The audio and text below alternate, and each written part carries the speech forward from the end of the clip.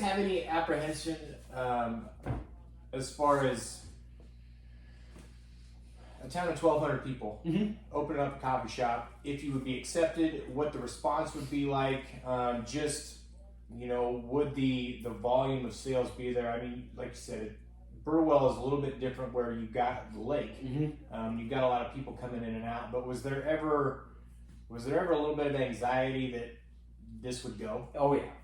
We actually got pushback from every one of our people in the tribe. Really? I was telling you about before we started, right? Like the tribe, we believe, needs to be a competent bookkeeper, an accountant, a banker, and a lawyer.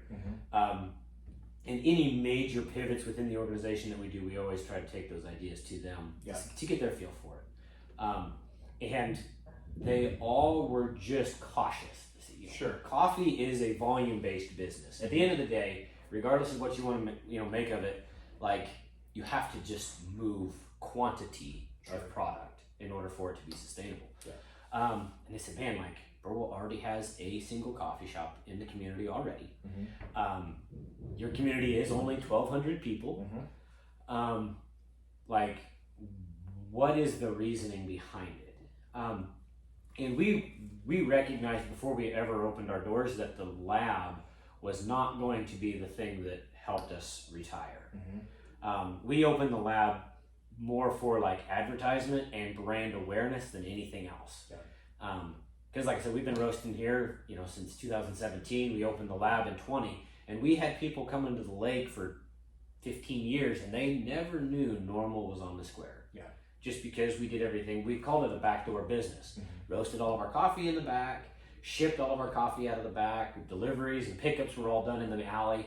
So, like, it was kind of a shady deal, you know what I mean? If you, and so when we opened the front and we welcomed people into our space, it really enlightened, was an opportunity for conversation and just awareness of what we were doing and that we were even here.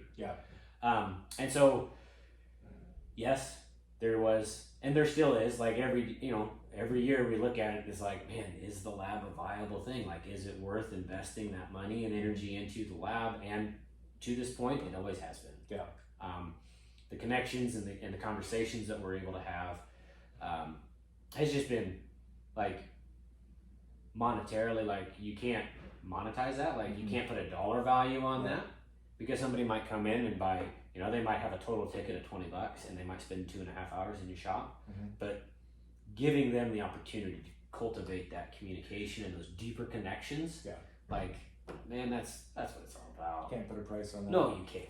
No, you can't. So it's been a lot of fun. I think it's cool because I'm from small town Nebraska, and I think that even being from small town Nebraska, I think that there may be a little bit of an apprehension as far as getting a small business to go. And so the reason that I asked that question, I guess to compliment you guys, and really anyone that is running a business in small town Nebraska, it's not the easiest thing in the world. Strictly from a population standpoint, if you don't have the people there, you've got to be innovative. You've got to figure it out. And so I guess if there's anyone that's listening to this that maybe that's the reason that they haven't started a small business in their town, maybe small town, there's ways that you can make it work. And I think that that's good for people to see. You can make it go, but you just maybe have to be a little bit more creative. Oh, sure. And as I stand on my soapbox and say we want human connections between everybody, like the internet, man, if you can figure out how to package and ship your products, the internet we've put coffee in 48 different states. We're missing 2 states. Hawaii and one other one. Don't ask me, I can't remember the other one. But there's only 2 states that we haven't shipped to. So if you have any friends, anybody in Hawaii who's listening, hook us up, and I will. If you pay for shipping, I will give you the coffee free. There you go. But the internet, man, it's an incredible tool when leveraged for the betterment of humanity, and that's what's enabled us to do what we do. So it's been a lot of fun to watch that grow.